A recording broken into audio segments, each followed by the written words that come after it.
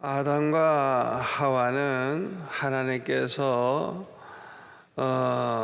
선악과를 먹지 마라, 이거 너 먹으면 정령 죽는다 말씀을 하셨음에도 불구하고 그 선악과를 따먹음으로써 저주를 받게 되었습니다. 그 저주는 우선 그 아담과 하와가 사는 그 땅에 저주가 임해가지고 그 정말 고생 안 하고 그냥 풍성한 그런 과일이 있고 먹고 살 수 있는 곳에서 이제는 쫓겨나가지고 이제 밭을 갈아야 되고 농사를 지어야 되고 땀을 흘려야 되고 먹고 사는 고생을 이제 하게 됐어요. 그리고 특별히 여자들은 해산의 고통이 아주 심해서 정말 참 죽음의 고비를 넘길 정도로 그렇게 이제 고난을 당하게 되었습니다. 이보다도 더 큰 저주가 뭐냐? 하나님을 떠나게 된 거예요. 그리고 하나님을 점점 잊어버리기 시작을 한 거예요. 그러니까 하나님을 몰라요. 사람들이 하나님을 몰라요. 그리고 하나님 없이 사는 인간들이 됐어요. 결과적으로는 하나님의 심판을 받아가지고 다 멸망할 수밖에 없게 된 겁니다. 지금도 그렇습니다만은 여러분, 가장 큰 저주가 뭔지 알아요? 끝까지 예수 안 믿고 멸망당하는 거예요.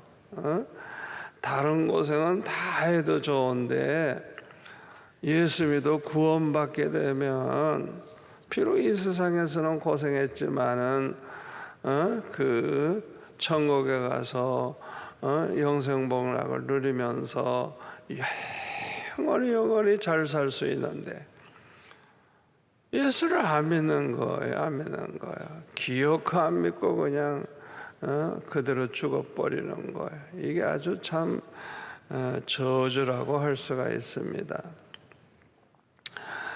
사도 바울은 그 로마서 3장 10절에 보면 의인은 없나니 하나도 없다 그랬어요.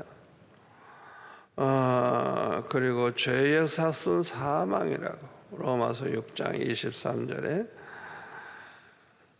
그래서 모든 인간은 죄값으로 모두가 다 멸망할 수밖에 없게 된 것입니다. 하나님께서 창조하신 인간, 하나님이 그렇게 참 한없이 축복하셔서 복을 받은 인간들이 다 그렇게 멸망을 하게 된다고 하면 우리 하나님의 마음이 얼마나 아프시겠어요? 그래서 우리 하나님은 이 세상을 사랑하사 독생자를 보내주시고 누구든지 저를 믿기만 하면 멸망하지 않고 영생을 얻게 해 주셨습니다. 독생자 예수님은 이 십자가에 못 박혀 죽으심으로 그의 백성들을 그들의 죄에서 구원하신 것입니다. 여기서 말하는 그의 백성은 하나님께서 창세전에 택한 백성들을 가리킵니다. 영생을 주시기로 하나님이 아예 작정한 그 사람들, 이런 사람들, 하나님 나라에서 영원히 함께 살, 하나님과 함께 살 사람들, 하나님이 창세전에 그들을 택하신 거예요. 이 천국 가도록 정해진 이 사람들이 죄가 있으니까 그 죄 문제를 해결해야 되잖아요. 그래서 예수님이 그들을 위해서 이 세상에 오신 거예요. 그들을 위해서 십자가에 못 박혀 죽으신 거예요. 그들의 죄값, 하나님의 택한 백성들의 죄값을 다 치르기 위해서 예수님이 대신 십자가를 지신 거예요. 그래서 이제 이들이 다 예수를 믿기만 하면 비록 죄가 많은 인간들이라고 할지라도 이제 멸망하지 않고 이제 영생을 얻게 되었습니다. 그런데 사람들 중에는 예수 믿고 구원받는 사람도 있지만은요, 끝까지 예수 믿지 않고 멸망하게 되는 사람도 있어요. 자, 그러면 누가 어떻게 예수를 믿게 되느냐? 한마디로 말하면 성령으로 말미암아 되는 거예요. 우리 인간 스스로는 하나님을 알 수가 없어요. 그런데 성령이 택한 백성들에게 예수 믿도록 만들어 주시는 거예요. 그래서 고린도전서 12장 3절에 보면은 성령으로 말미암지 않고는 아무라도 예수를 주시려 할 자가 없느니라. 여러분이 예수 믿게 된 거, 이렇게 예수 믿어서 믿음으로 사는 거, 여러분 안에 성령이 계셔서 그 성령으로 말미암아 예수를 믿고 구원을 받게 된 것입니다. 제일 복된 사람이 누구냐? 이 복음을 듣고 그냥 그 복음을 잘 받아들여서 믿음으로 구원받는 사람이에요. 그리고 헌금에 아주 인색해요. 선교하는 일에도 관심이 없고, 우리 성도들 중에 보면은 그냥 열심히 전도한다고 애쓰는데 전도할 생각도 안 하고, 구제도 안 하고, 무엇보다도 기도 생활을 안 해. 뭐 특별히 기도할 게 없어. 그저 감사합니다 그러면 끝나. 왜? 모든 게 다 잘 되니까. 잘 되고 편안하고 풍성하고 걱정이 없으니까 기도 생활도 안 해요.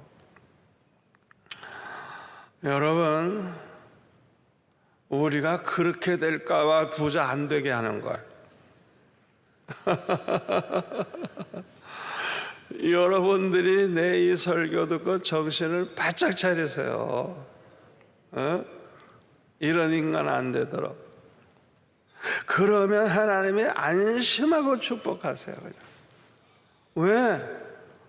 아무리 축복해줘도 겸손하고 그 모든 것 자기 것이 아니고 하나님의 것인 줄 알고 그저 하나님 앞에 아낌없이 바치고 하나님 기뻐하시는 일 하고 열심히 교회 나와서 그냥 새벽마다 나오고 낮 예배 저녁 예배 철야기도 나오고 그냥 기도 생활 열심히 하고 전도 열심히 하고 성교 열심히 하고, 우리가 딱 그런 신앙으로 그냥 딱 무장이 돼 있으면요, 하나님께서 안심하고 축복해. 안심하고 뭐 구할 필요도 없어. 그냥 생각만 해도 주시고.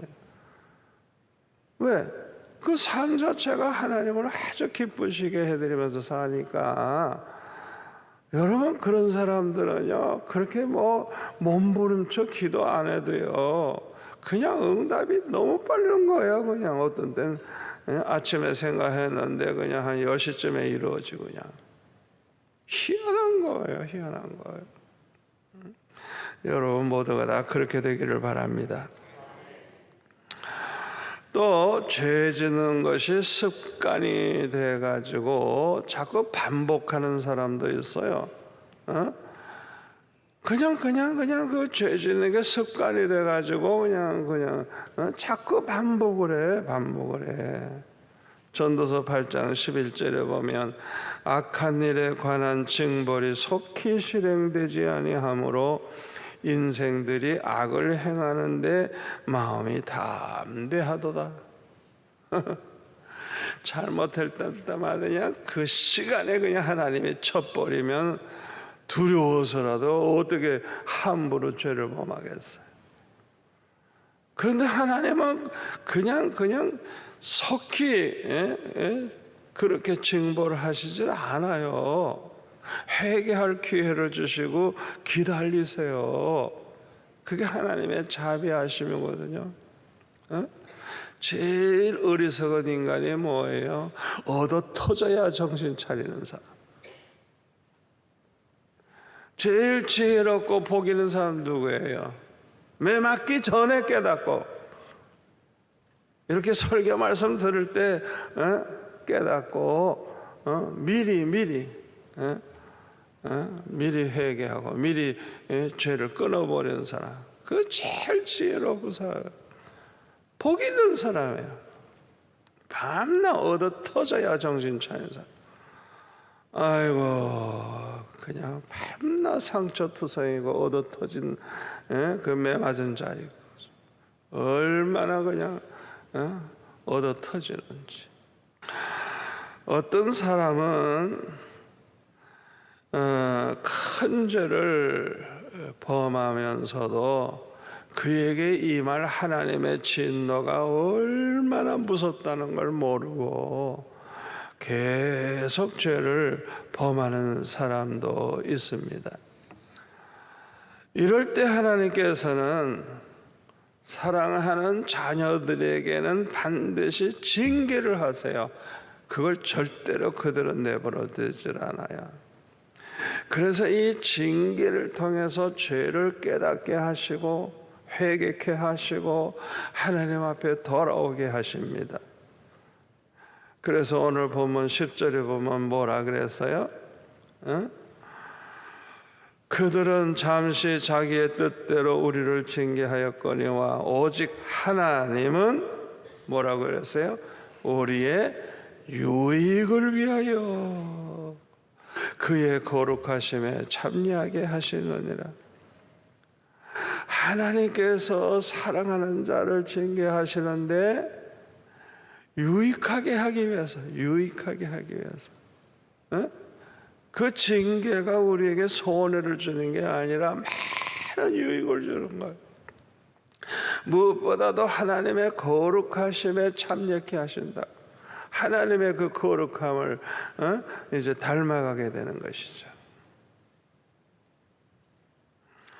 징계는 고통스럽기 때문에 많은 사람들은 징계받기를 싫어합니다. 그리고 어떤 사람은 그 징계받을 때 그 고통을 이기지 못하고 낙심하는 사람도 있어요. 낙심을 해. 히브리서 12장 5절에 보면은 내 아들아 주의 징계하심을 경히 여기지 말며 꾸지람을 받을 때 낙심하지 마라. 하나님이 징계하실 때 그걸 가볍게 여기지 말라는 거예요. 그걸 또 하나는 뭐예요? 낙심하지 말라고. 낙심하지. 꾸지람을 들을 때 낙심하지 말라. 왜 꾸지람을 받을 때 낙심하지 말아야 되느냐? 첫 번째 이유는 하나님은 사랑하기 때문에 징계하시는 거예요. 아멘. 그러니까 하나님의 징계는 사랑이에요. 사랑. 그게 사랑하는 자에게 주시는 거예요. 히브리서 12장 6절에 보면 주께서 사랑하시는 자를 징계하시고 그가 받아들이시는 아들마다 채찍질 하심이라. 하나님께서 버린 자식이 아니야. 받아주시는, 영원히 천국에서 함께 살 하나님의 자녀들, 특별히 사랑하는 그들을 징계하신다. 그들을. 두 번째로 왜 낙심하지 말아야 되느냐? 우리의 유익을 위해서 징계하시기 때문에. 자, 어떤 유익이 있는 줄 알아요? 첫째는요, 하나님의 징계가 죄를 그치게 합니다. 자기가 죄 짓는 일을 안 해야 되겠다. 죄를 그치게 해요. 베드로전서 4장 1절에 보면 그리스도께서 이미 육체의 고난을 받으셨으니 너희도 같은 마음으로 갑옷을 삼으라. 이는 육체의 고난을 받은 자는 죄를 그쳤음이니. 자, 이 택함 받은 백성들은 왜 이렇게 징계를 통해서 의와 평강의 열매를 맺게 되느냐? 택한 백성의 특징이 뭐예요? 징계가 오면, 고난이 오면 어떻게 해요? 하나님 앞에 엎드려 기도하죠.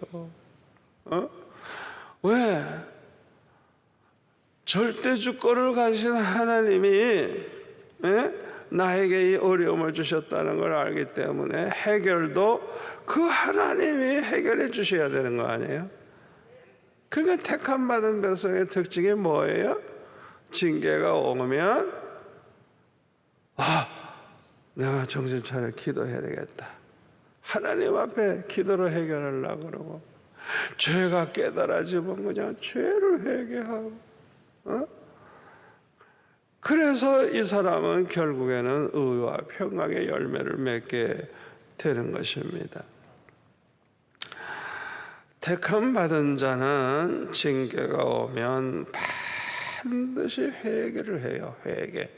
택함 받은 백성의 특징은 회개를 해. 그래서 하나님을 아주 기쁘시게 해요. 누가복음 15장 7절에 뭐라 그랬어요? 죄인 하나가 회개하고 돌아오면 하늘에서는 회개할 것 없는 의인 99으로 말미암아 기뻐하는 것보다 더하리라. 여러분, 회개하는 걸 하나님이 얼마나 기뻐하시는 줄 압니까? 우리가 죄 가운데 있을 때는 하나님이 마음 아파하시지만은 그 죄에서 돌이켜 회개하고 돌아올 때 얼마나 기뻐하시느냐. 죄인 하나가 회개하고 돌아올 때 하늘에서 회개할 것 없는 의인 99을 인해서 기뻐하시는 것보다 더 기뻐하신대. 더 기뻐하신대. 그렇게 기뻐하신대. 그래서 하나님은 회개하는 자를 기뻐하시고 그냥 회개하면 무조건 용서해줘. 무조건 용서해줘. 용서만 하시나요? 기억도 하지 아니하시고. 그리고 회개하는 자를 모든 불의에서 깨끗하게 해주십니다. 잃어버린 축복을 회복시켜 주세요. 죄 가운데 있을 때 그냥 얻어 터지기도 하고 사업이 망하기도 하고 그냥 많은 거 잃어버리기도 한데, 아니 회개했다고 하나님이 그 모든 거 잃어버린 걸 다 그냥 갚아주셔가지고 회복이 되게 하시는 거예요. 요엘서 2장 25절 내가 전에 너에게 보낸 큰 군대 곧 메뚜기와 느치와 황충과 팥종이가 먹은 횟수대로 너에게 갚아주리라.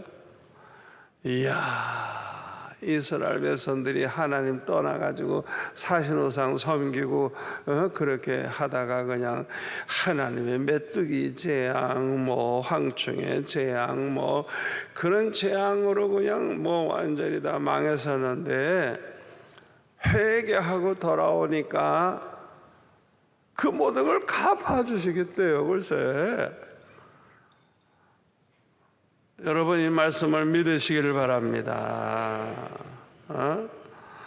그러니까 이 택함 받은 백성들이 회개함으로 이런 축복을 받게 되는 거예요. 다윗은 우리야 장군을 죽이고 그의 아내를 빼앗아서 자기 아내로 삼는 큰 죄를 범했습니다. 이때 나단 선지자가 다윗을 책망을 하죠. 못된 인간이 가난한 사람 하나 사랑하게 지키는 어린 양 그걸 빼앗아서 다른 사람 대접하는 일에 썼다고 그런 말을 하니까 얼마나 다윗이 그냥 화를 내면서 이런 인간은 4배나 갚아야 된다고 하면서 그냥 뭐 굉장히 분노했는데 나단 선지자가 뭐라 그래요? 당신이 바로 그 사람이라고. 당신이 바로 그런 사람이라고. 하나님이 당신에게 얼마나 많은 걸 주시고 축복했느냐 이거야. 모자랐다면, 부족했다면 이것저것 더 주셨을 것이다. 그런데 어찌해서 하나님 말씀 업신여기고 그렇게 악을 행했느냐고. 칼로 햇사람 우리아를 치되 암몬 자손의 칼로 죽이고 그의 아내를 빼앗아 네 아내로 삼았도다. 이제 내가 나를 업신여기고 햇사람 우리아의 아내를 빼앗아 네 아내로 삼았은즉 칼이 내 집에서 영원토록 떠나지 아니하리라. 이야, 참 무서운 일이죠. 그 말대로 되잖아요. 암논이라고 하는 아들이 압살롬의 여동생 다마를 강제로 겁탈을 하고 이런 죄를 범하고, 그러니까 그냥 이 압살롬이 그냥 이를 갈다가 그냥 결국에는 이 암논을 죽여버리죠. 그러니까 이 자녀들이 그냥 서로 죽이는 일이 막 생기는 거예요. 죄를 짓고. 그래서 그 집안이 그런 사건이 자꾸 생기는 거예요. 이 나단 선지자가 한 말은 참 두렵고 떨리는 말씀입니다. 이때 다윗은요 참 겸손해요. 그 자리에서 뭐 지체하지 않아. 그냥 나단 선지자가 하나님 말씀 전하면서 책망할 때 그 자리에서 내가 죄를 범했다고, 하나님 앞에 죄를 범했다고 자기 죄를 인정하면서 겸손히 회개를 했어요. 그랬더니 하나님께서도 그 죄를 사해 주셨다고 말씀했어요. 다윗은 진심으로 회개를 했고 또 죄사함을 받았어요. 그러나 다윗에게 많은 고난이 올 걸 말씀하고 있어요.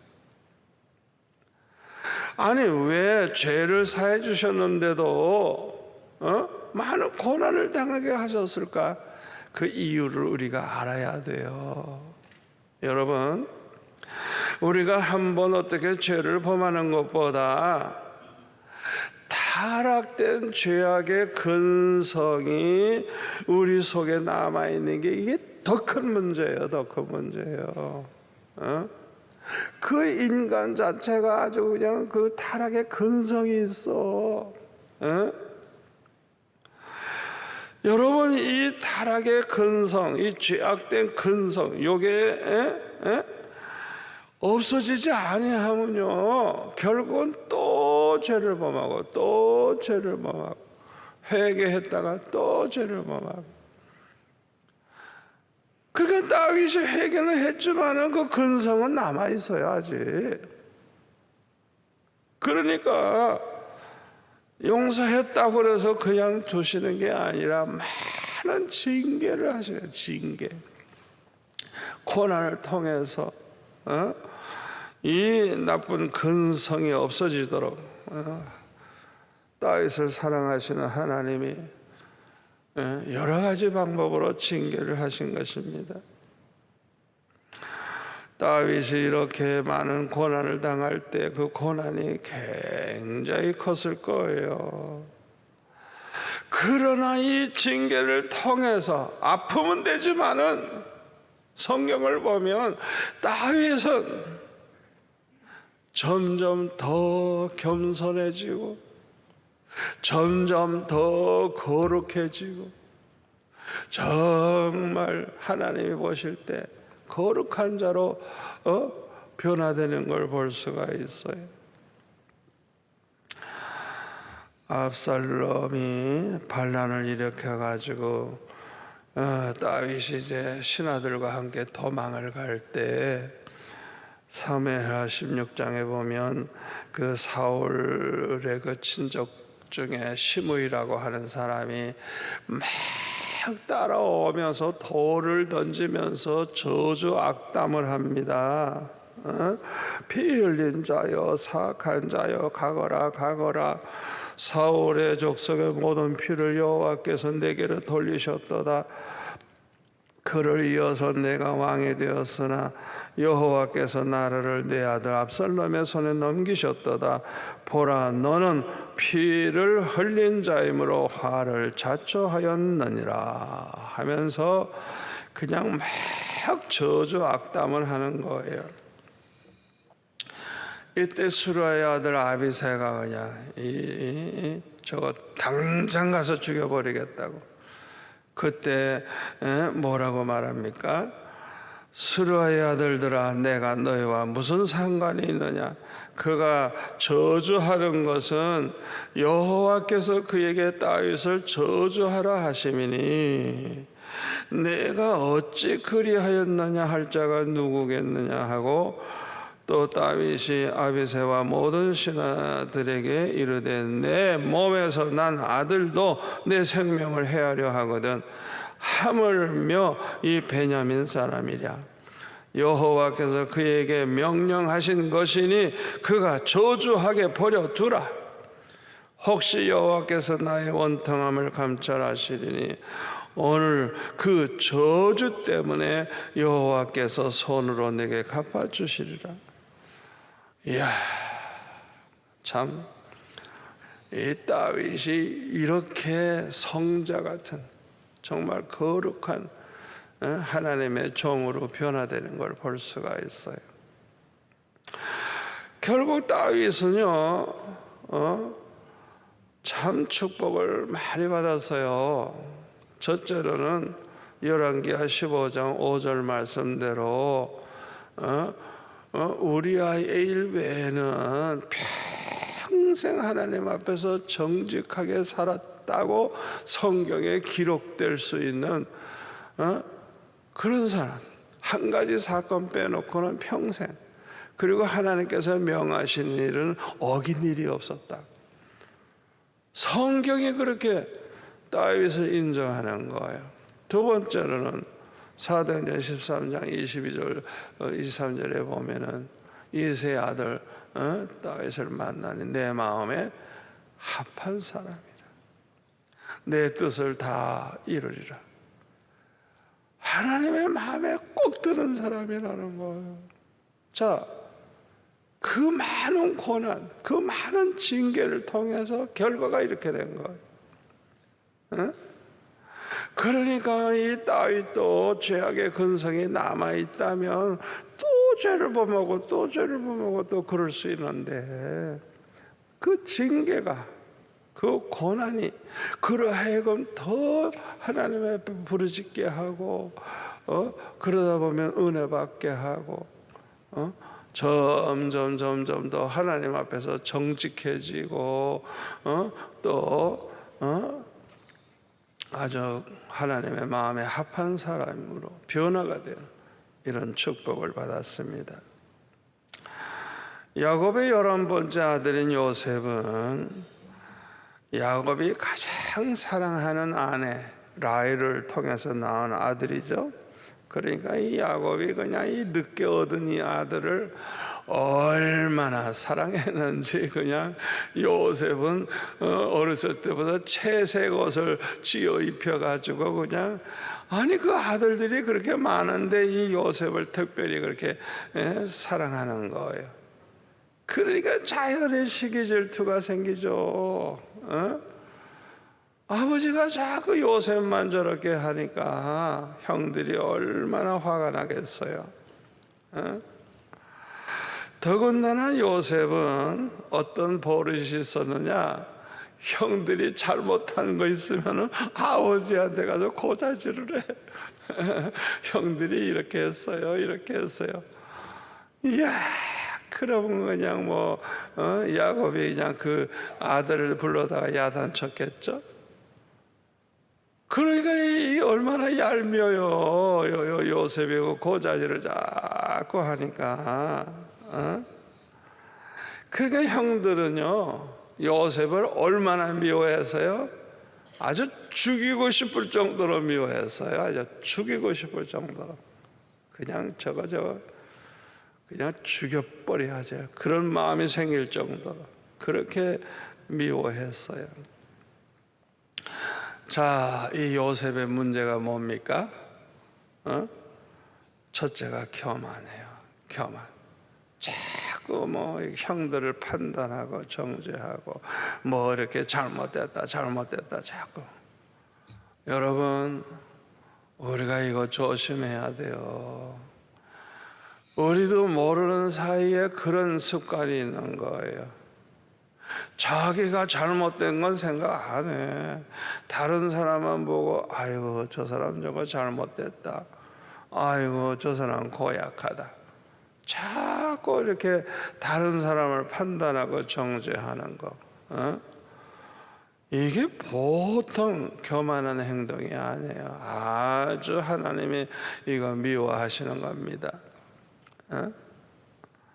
그래서 야고보서 4장 11절 12절에 보면 뭐라 그래서요? 형제들아 서로 비방하지 말라. 형제를 비방하는 자나 형제를 판단하는 자는 곧 율법을 비방하고 율법을 판단하는 것이라. 내가 만일 율법을 판단하면 율법의 준행자가 아니요 재판관이로다. 입법자와 재판관은 오직 한 분이시니 능히 구원하기도 하시며 멸하기도 하시느니라. 너는 도대체 누구이기에 이웃을 판단하느냐? 네가 무슨 하나님이라도 되냐? 아이고, 이 야고보 사도가 그냥 이 교만한 사람에게 책망하는 거예요. 근데 저부터도요, 그런 죄를 많이 보면서요, 그게 죄라는 것도 모르는 거예요. 내 죄는 생각 안 하고 남을 자꾸 판단하는 거예요. 근데 이 요셉이 그 형들을 자꾸 판단하고 아버지한테 고자지라. 더군다나 그 꿈을 꾼 이야기, 형님들의 곡식단이 자기 앞에 다 절을 하더라고. 해와 달과 별이 다 자기한테 절을 하더라고 하면서 꿈 얘기를 했죠. 그러니까 그냥 얼마나 형들이 가뜩이나 미워하고 있는데 그런 소리 하니까 그러면 네가 우리의 왕이라도 되겠느냐고 막 그냥 욕을 하죠. 이렇게 이 요셉의 행동 자체가 미움을 받게 되는 거예요. 미움을. 요셉이 아무리 훌륭해도요, 이런 태도를 가지면 미움을 받게 돼요. 그래서 다른 사람과 이 연합이 되지 않아요. 더군다나 자꾸 고자질하는 법, 남의 잘못을 이제 다른 사람에게 일러 바치는 것. 이러면요, 그 사람과 원수 됩니다. 원수 되는 거예요. 아주 죽이고 싶은 원수. 이게 요셉의 아주 잘못된 그런 결정적인 허물입니다. 이런 사람을 하나님은 크게 쓸 수가 없어요. 그러니까 하나님께서 사랑하시는 요셉을 징계 안 할 수가 없는 거예요. 징계가 필요한 거예요. 그래서 어떻게 됐습니까? 형들이 그 요셉을 죽이려고 했죠. 그러다가 죽이지는 않고 웅덩이에 이제 집어넣어놨는데 그 아무것도 없는 웅덩이에 계속 있으면 굶어 죽는 거죠. 그러다가 노예로 팔아버리죠. 그 당시 노예라고 하는 것은 소나 말 같은 가축과 같은 재상 목록 중에 하나예요. 사람인데 사람으로 취급 안 해요. 노예는 그저 마음대로 주인이 자기 하고 싶은 대로 하고 부려먹고 싫으면 죽여버리고 아니면 팔아버리고 물건이에요. 그냥 물건. 노예는. 그러니까 그렇게 특별히 사랑을 받던 이 요셉이 그냥 아예 그냥 그렇게 그냥 낮아진 것이죠. 이 요셉이 노예로 팔려서 애굽으로 갈 때 시편 105편 17절 이하에 보면 이렇게 기록하고 있습니다. 그가 한 사람을 앞서 보내셨으며 요셉이 종으로 팔렸도다. 그의 발은 착고를 차고 그의 몸은 쇠사슬에 매였으니. 참 이 시편에 짧게 기록이 되어 있지만 상상이 되죠. 상상. 그러니까 도망갈까봐 그냥 쇠사슬로 그냥 묶어가지고 질질질질 끌고 가는 거예요. 애국까지 걸어가는 거예요. 끌려가는 거예요. 완전히 짐승 취급받는 거예요. 하나님이 그렇게 요셉을 이렇게 징계하셔서 단련하신 거예요.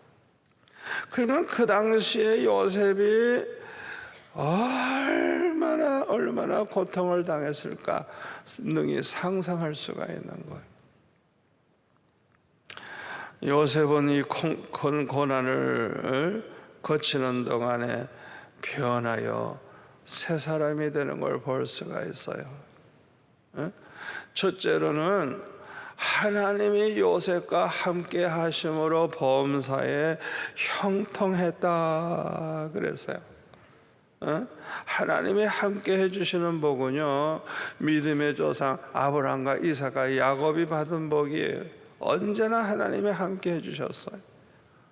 여러분들도 이 축복 받으시기를 축원합니다. 언제나 하나님이 함께 해주시는 거예요. 전지전능하신 하나님, 절대주권을 가지신 하나님이 함께 해주시는 이 복. 그런데 하나님이 이렇게 함께 해주심으로 모든 것이 형통했대요. 요셉이 하는 일은 잘돼, 뭐든지 잘돼. 이게 얼마나 큰 축복이에요. 아니 그동안에 무슨 일이 있었기에 요셉이 이렇게 하나님이 함께 해주시는 복을 받는 사람으로 되었을까요? 아마 기도 많이 했을 거예요. 그냥 쇠사슬에 묶여가면서도 하나님 앞에 얼마나 기도했겠어요.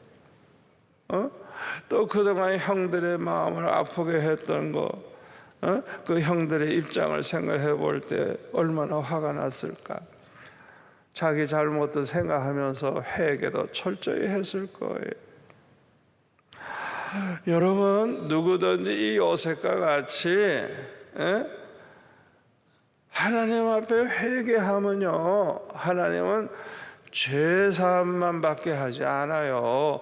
사도행전 2장 38절 말씀대로 성령의 선물을 보내주세요. 아멘. 요셉은 자기 자신만 복받은 게 아니에요. 요셉 때문에 보디발의 집이 복을 받고요, 또 그 보디발의 아내 유혹을 뿌리치고 억울하게 감옥에 들어가게 됐을 때도 거기 그렇게 말씀해요. 하나님이 함께 해주셔서 모든 게 형통케 하셨다고. 더군다나 그 감옥에 갔기 때문에 애굽의 총리가 되잖아요. 모든 것이 전화위복이 되는 거예요.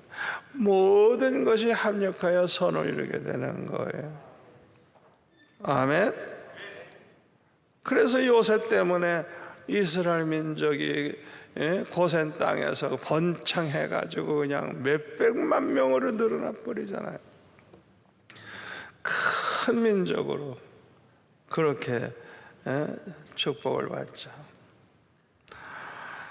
또 이 요셉이 어떻게 변화가 됐냐? 그 형들과 보디발의 아내 무조건 용서하는 거예요. 무조건. 성경에 보면 뭐 그거 보복하고 어쩌고 과거 문제 하나도 안 달아요. 무조건 용서하는 거, 이거 대단한 겁니다. 요셉이 이렇게 훌륭한 사람으로 변화가 되었어요. 또 이 요셉은 하나님의 절대 주권을 믿는 사람이었습니다. 창세기 45장 5절부터 보면은 당신들이 나를 이곳에 팔았다고 해서 근심하지 마소서, 한탄하지 마소서. 하나님의 생명을 구원하시려고 나를 당신들보다 먼저 보내셨나이다. 이 땅에 2년 동안 흉년이 들었으나 아직 5년은 밭갈이도 못하고 추수도 못할지라 하나님이 큰 구원으로 당신들의 생명을 보존하고 당신들의 후손을 세상에 두시려고 나를 당신들보다 먼저 보내셨나니 그런즉 나를 이리로 보내니는 당신들이 아니요 하나님이시라. 그러니까 용서할 수 있는 거예요. 절대 주권을 가지신 하나님이 허락하지 않으면 공중에 나는 참새 한 마리도 절대 안 떨어진다 그랬잖아요. 하나님이 허락지 아니하면 우리 머리털 하나라도 상하게 할 자가 없는 거예요. 자, 그렇다면 문제가 생겼을 때는 항상 절대 주권을 가지신 그 하나님을 바라봐야죠. 기도도 그렇게 해야 돼요. 주님, 왜 이러십니까? 하나님이 허락하지 않으면 그런 일이 안 일어나니까 하나님 앞에 기도해야 돼요. 하나님 앞에 따지고. 그래서 하나님과 해결을 해야 돼요. 그러면 다 해결되는 거예요. 아멘. 그러니까 이 요셉은 하나님의 절대 주권을 믿기 때문에 형들이 날 판 게 아니래. 팔아버렸는데 하나님이 날 보내셨다는 거예요. 이야, 참 이 믿음 대단하죠. 또 요셉은 로마서 8장 28절 말씀대로 하나님을 사랑한 자 그 뜻대로 부르심을 본 자들의 모든 것이 합력해 선을 이룬다는 그런 믿음을 가지고 있었습니다. 그래서 창세기 50장 20절에 보면 당신들은 나를 해하려 하였으나 하나님은 그것을 선으로 바꾸사 오늘과 같이 많은 백성의 생명을 구원하게 하시려 하셨나니 당신은 두려워하지 마소서. 내가 당신들과 당신들의 자녀를 기르리이다 하고 그들을 간곡한 말로 위로하였더라. 참 하나님께서 모든 게 다 축복으로 그렇게 바꿔주신 것입니다. 특히 하나님께서 크게 쓰시려고 하는 사람들은요, 큰 고난과 시험을 당하게 해요. 우리가 그거 알아야 돼요. 하나님께서 귀하게 쓰실 사람일수록 징계를 세게 하신다고요. 아주 세게. 여러분, 그냥 환난과 시험이 너무 많으면 낙심하지 마세요.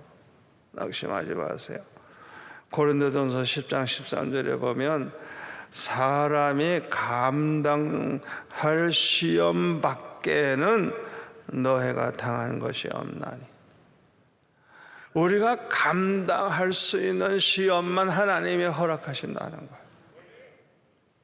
그러니까 센 그런 환난이 오고 시험이 왔다면 그만큼 내가 강한 거예요. 그만큼 내 믿음의 수준이 높은 거예요. 여러분, 감당하지 못할 시험 없다는 거 믿으세요? 여러분에게 너무너무 절망적인 사건이 왔을 때 낙심하지 마세요. 내 믿음이 그만큼 좋기 때문에 그걸 감당할 수 있기 때문에 하나님이 허락하셨지, 감당치 못할 시험 당하면 허락지 아니하신다 그랬어요. 그리고 시험 당할 때 반드시 피할 길을 주신다 그랬어요. 아멘. 우리가 이런 믿음을 가져야 됩니다. 하나님의 택한 백성은요, 징계를 통해서 거룩해지고 징계를 통해서 축복을 받지만 불택자는 안 그래요. 징계를 받으면 원망, 불평, 하나님 원망하고 사람 원망하고 그냥 이를 뿌득뿌득 깔고 그냥 사람이 더 강박해지고 악해져요. 그래서 멸망을 하는 거예요. 똑같이 고생한 형제가 말이에요. 하나는 그 고생하는 가운데 아주 그냥 은혜 받고 그냥 좋아지는데, 하나는 그냥 아주 너무 악질이 돼버리는 거예요. 택자와 불택자가 그렇게 달라지는 거예요. 여러분들은 택한 백성들인 줄 믿습니다. 여러분들은 모든 징계가 축복이 되는 성도가 되시기를 바랍니다.